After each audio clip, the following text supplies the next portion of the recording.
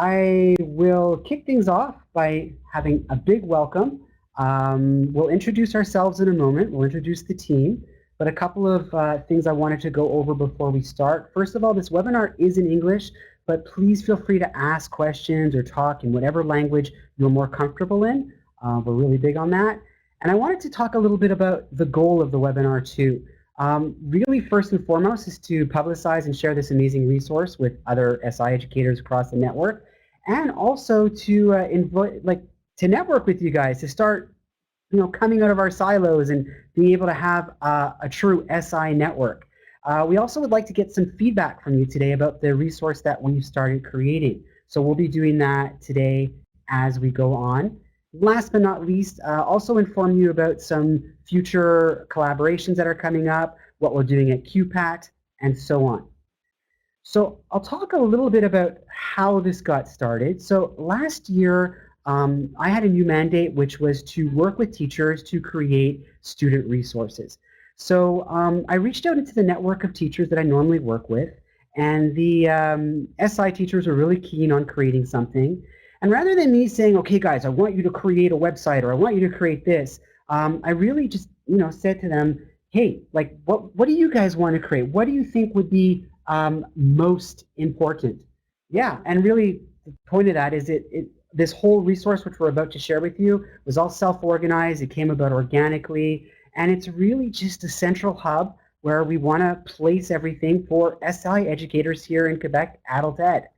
So I'm going to pass it over to Matthew to talk about a little bit about our SI Dream Team. So I'm Matthew Kennedy. I'm a consultant for Lethbridge Pearson School Board Adult Sector, and I work primarily out of Place Cartier and PAC Adult Center. I can introduce the folks who aren't here. That we have Christine and Michael, who are also integral to the project. They're out at Huntington Adult Center. I'm Tracy Rosen. I worked really closely with all of the members of this team in order to make sure that I could publicize what was going on. And maybe we can see some other faces too.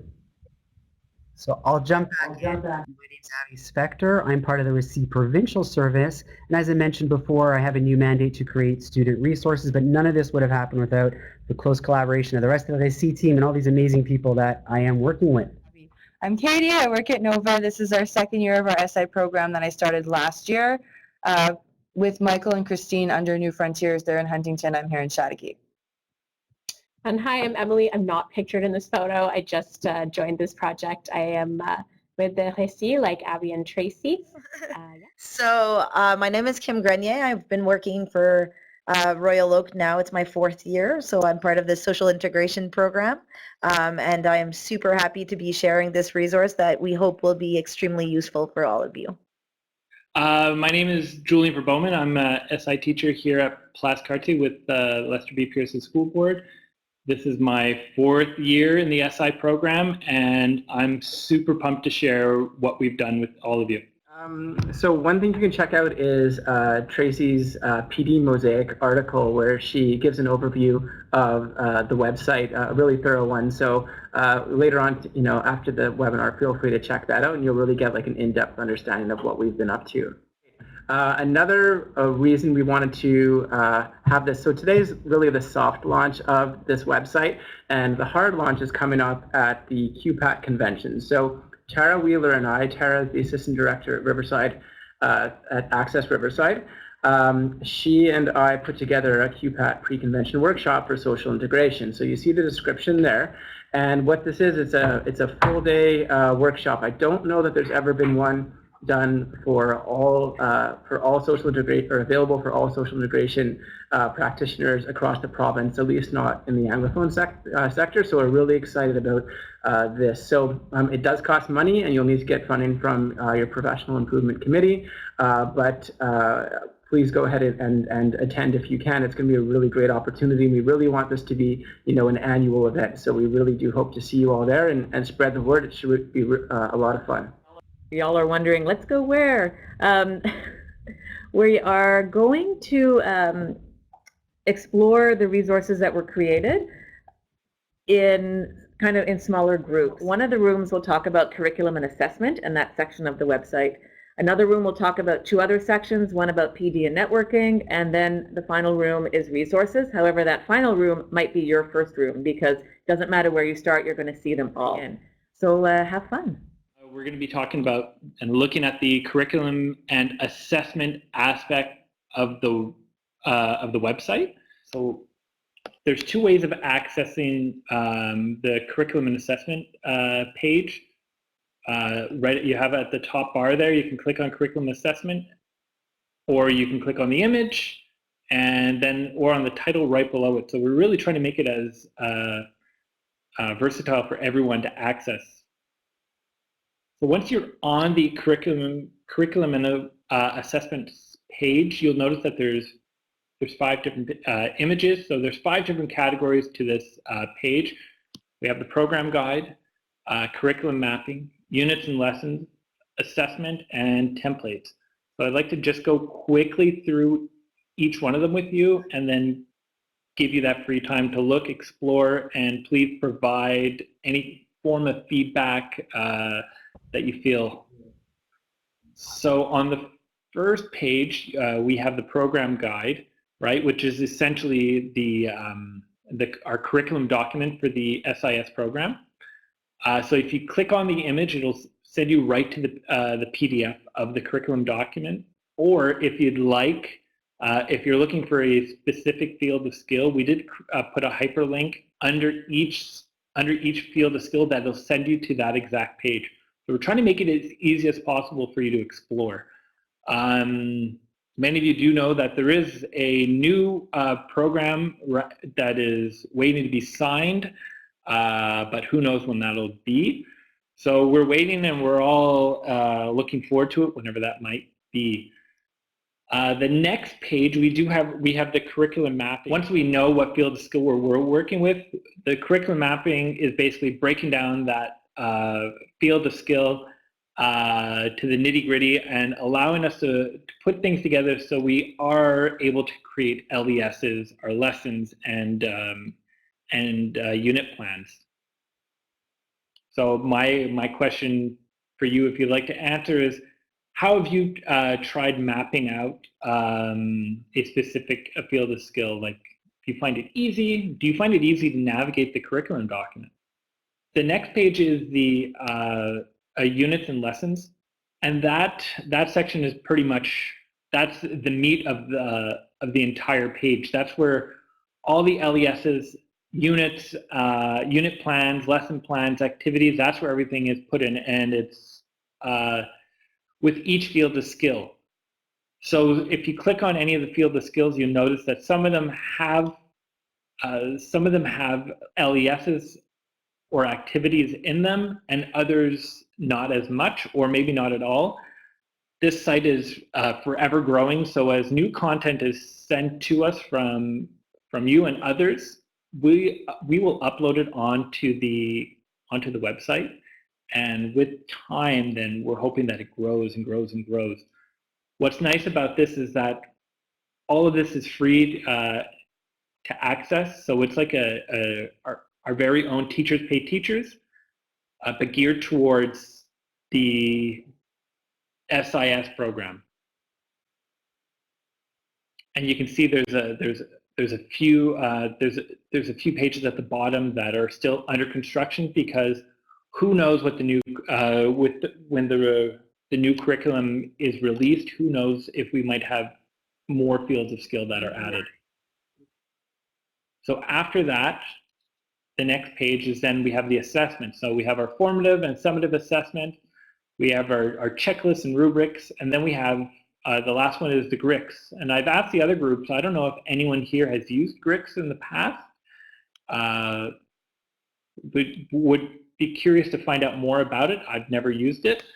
But my question to all of you is, how do you assess your students? Have you found it difficult? I know we had a participant before who had mentioned, that using the curriculum, there were no assessment tools provided.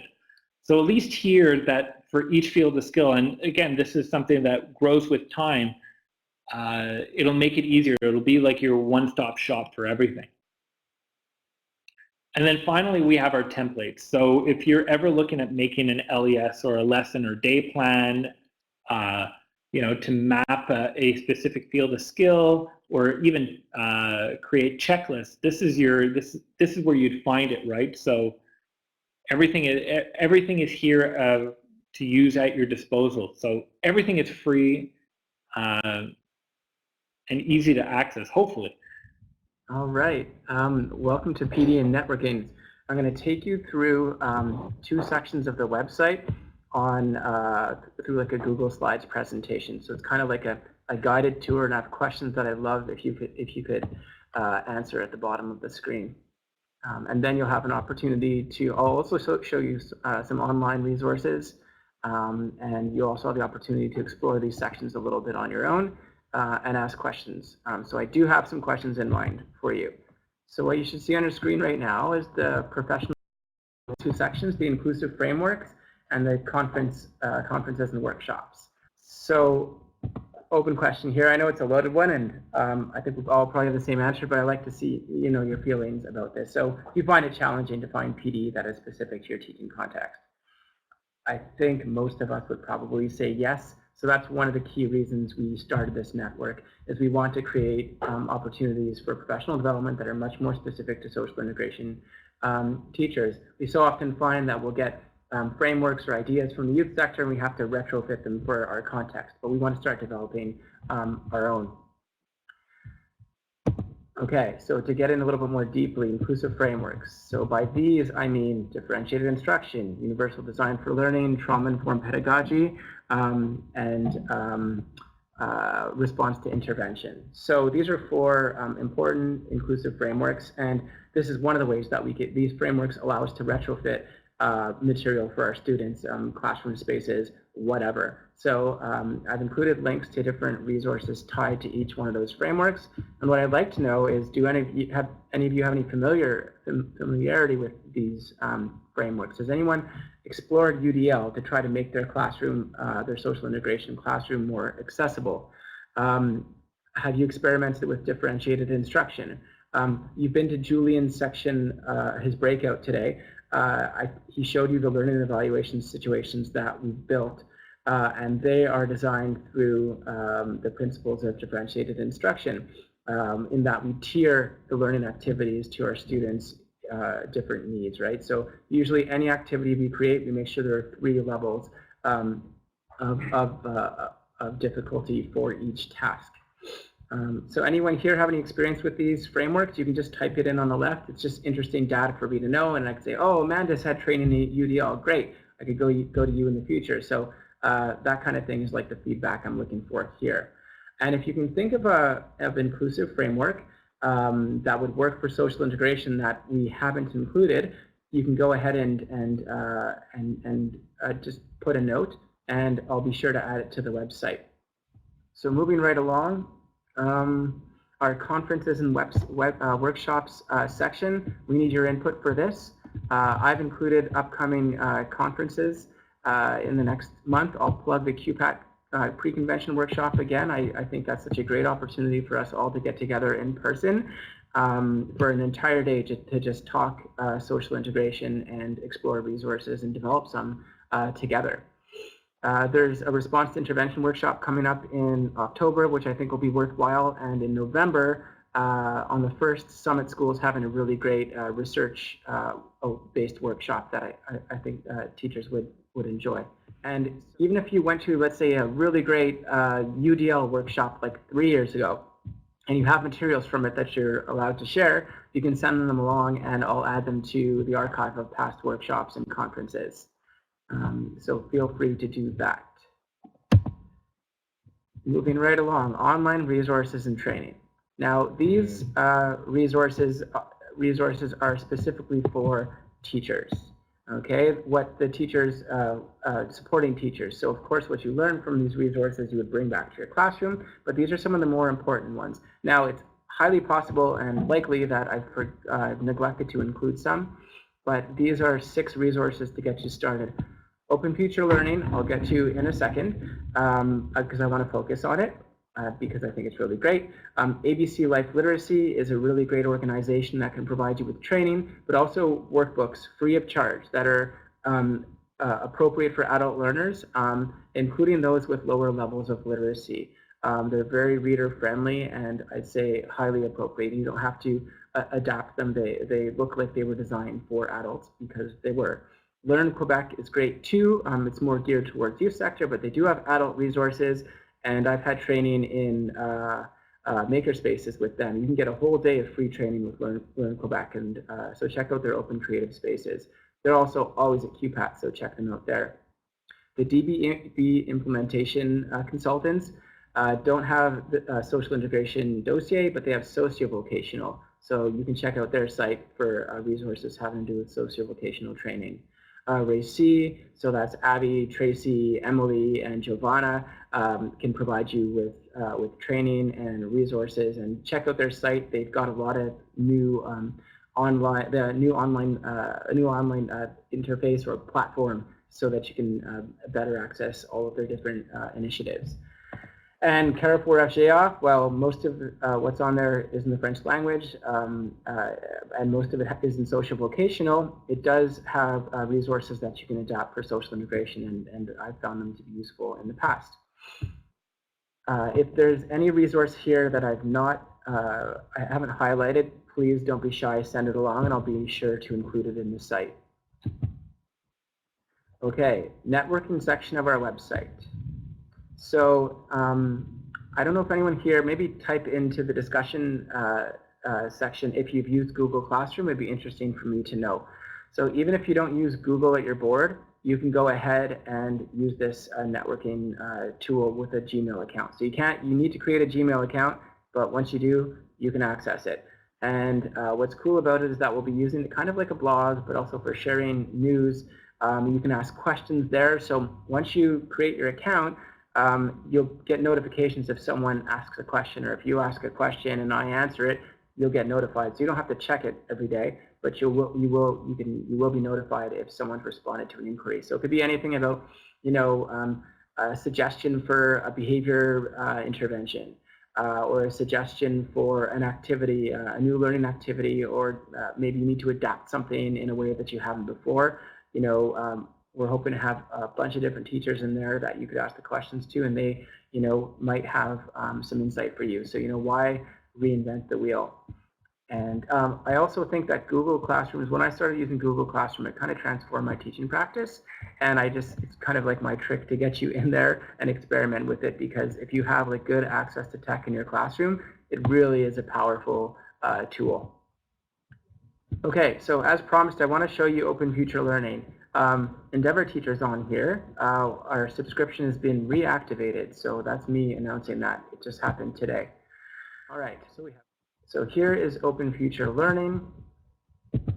The reason, I want to talk about this resource is not because I work for them, because I don't, but I think that it's a really valuable resource, and one of the few resources I've encountered that is designed specifically for supporting adults with disabilities. It's $25 a month for an individual subscription, but if you get an institution level subscription, it's $67 a month, but that's for 20 active users. So you could have a whole, like at Place Cartier, we have 16 different staff members who have access to the learning modules, right? The first purpose for Open Future Learning is staff learning modules, and I'll show you those in a sec. That's to get you training. You can get certificate. Each training session you do, you get a little certificate, which is awesome. There's mini learning modules, and these will be like shorter modules, 30 minutes or less, and you could use those with your class. Side-by-side modules, you can actually sit with an individual and work through one together. So if you have like an attendant or an aide or some kind of educational assistant in your classroom, you could set them up with one of your students to work on a particular module side by side. Parents, caregivers can also use these with the adult learner. And then there's the podcasts, which is brand new. They're podcasts, so you can listen to some of these resources in your car or on the bus for your commute. I'll open the staff learning modules just to give you a sense of what's available, because it really is impressive. So everything from abuse prevention. You'll see this is a 150-minute module. The modules themselves have videos, they have note-taking sections, little quizzes, testimonials, interviews to take you through it. Abuse prevention, right? How do we talk about abuse with our students? Well, you'll get some guidance in that with Open Future Learning. Active support, how to support the student while also, respecting their autonomy. Autism, breaking bad news, right? Like, I'm hoping that these resonate with you and they sound like they'd be applicable in your classroom. Difficult families, diversity. So just giving you a sense here of what is available. And like, there are literally hundreds of hours of resources here for you to explore. It's not from like the 1980s. This is all brand new stuff and highly relevant and updated all the time. So if you've got like a PD budget, I would bug your administrators about getting access to this. It's an incredible tool. Okay, what I'm going to do is I'm going to click on a link which should pop up in your window. So now you should have a pop-up of the professional development section of the website. So you can just click around in here and see, on the site itself what I've been talking about. So you can explore that for a minute. And again, if you have any resources at all you'd like to send along to me, feel free to do so at any time. Jennifer, at the bottom of the website, you have the contact info of everyone who's involved in the project. So you click on that, you'll get access to their email. Hi, everybody. So once again, I'm Emily. This is Katie. What we'd like you to do during this section is to take a look at the resources page. The resources page is divided into 3 different sections. So you'll find the resources page in the top there. It's kind of like right in the middle of all the tabs. And if you click on it, it'll open a little drop-down menu, and you're going to see 3 different sections. So we've got community, multimedia, and technology. So feel free to kind of explore each of those. We'll give you about, 7 minutes to do that. Mm-hmm. And then we'll kind of like call everybody back here, and we'd love to get your feedback and hear from you what you think about the different pages and what you think can be added. Anything else? That's it, just feedback. What could be better, what's good. That's about it. Yeah, we'll have like a little highlight areas to improve and a wish. Mm-hmm. So that's what we're going to be asking from you today. At this point, I just want to let you know that, like Emily was saying, the resource section is divided into 3 subsections. But within those sections, particularly in the multimedia and in the technology, there are subsections to them. So if we can just, over here, so if you look on this page, you'll see that these are 3 different pages that you'll find when you open the website. In the multimedia resources, we have books, we have movies, and we have games. And so we invite you to go visit the website, and we will come back here in 7, actually I think we should probably shorten it, probably 6 minutes. So be back here at 3:21, and we will discuss the sections. So feel free to explore the community section, look at the resources that are there, see what you feel is lacking, see what you feel is there, yeah, and come back to us.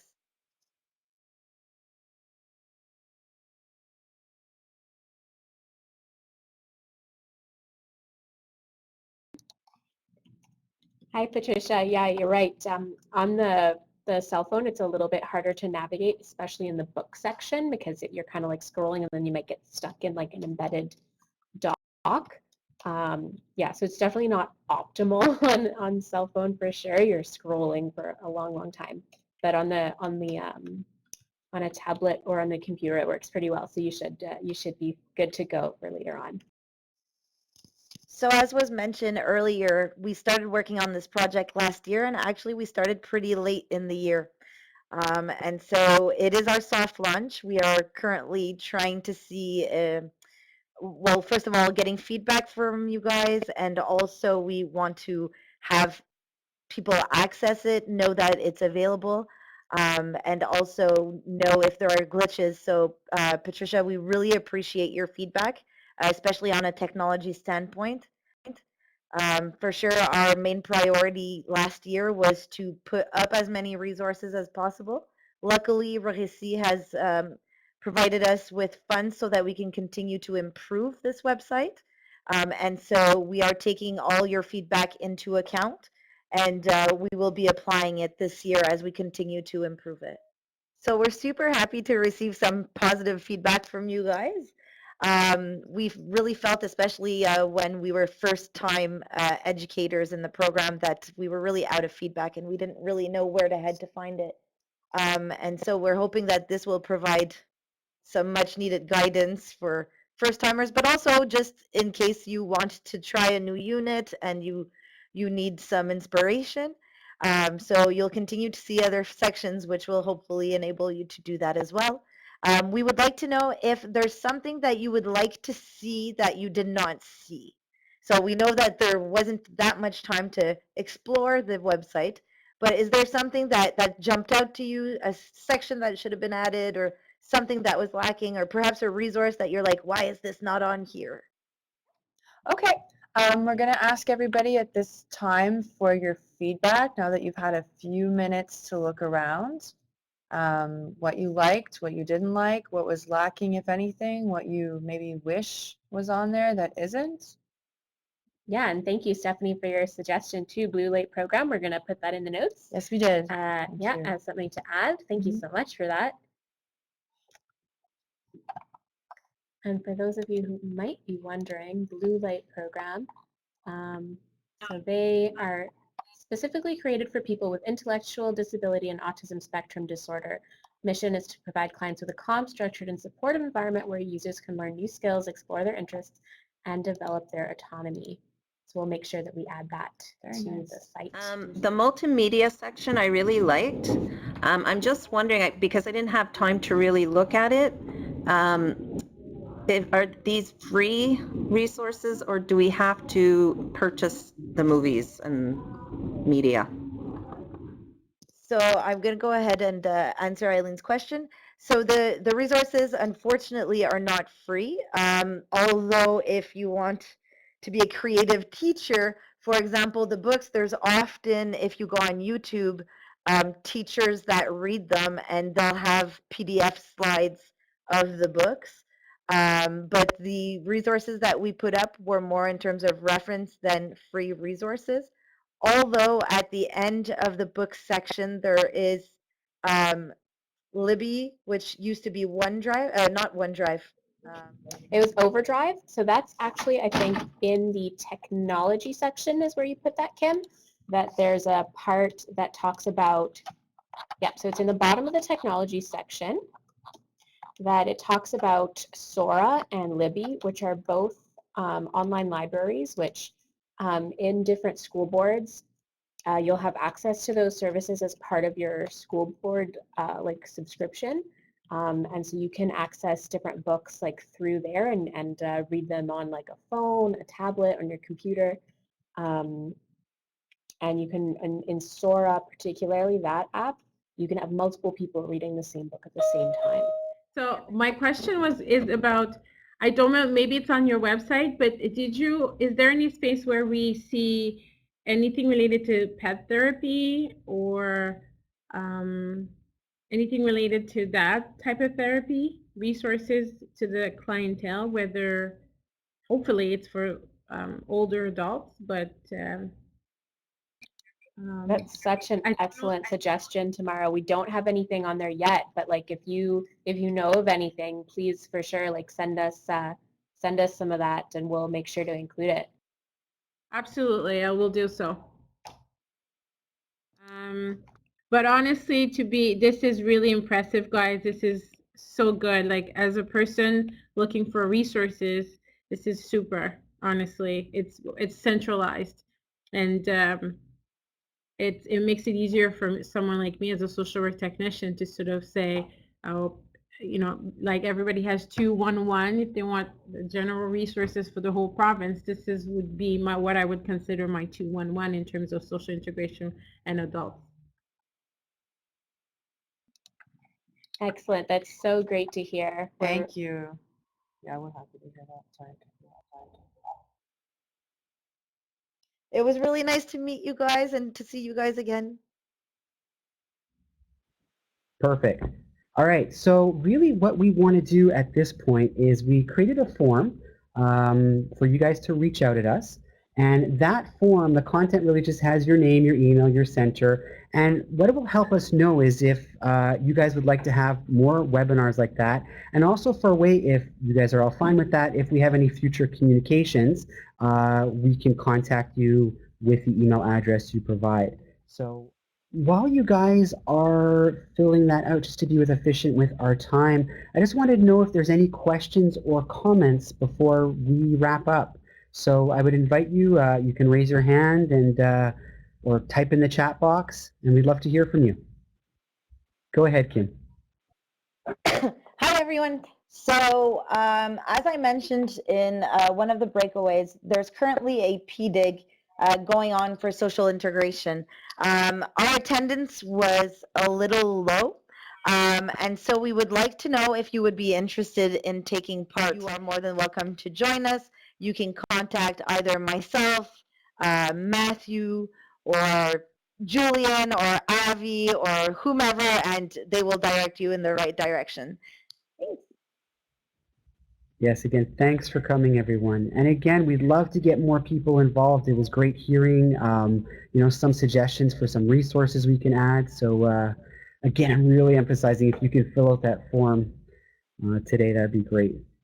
And you can leave further comments on the feedback form. Thank you, Chantel. Yeah, the breakout sessions are great. That's a format that Tracy pioneered, and it's a really great interactive way to do a video conference. I love it. Yeah, we'd love to have EMSB on board too. All right, so if any of the other animators want to jump in and just say goodbye or any other words, we'll wrap up.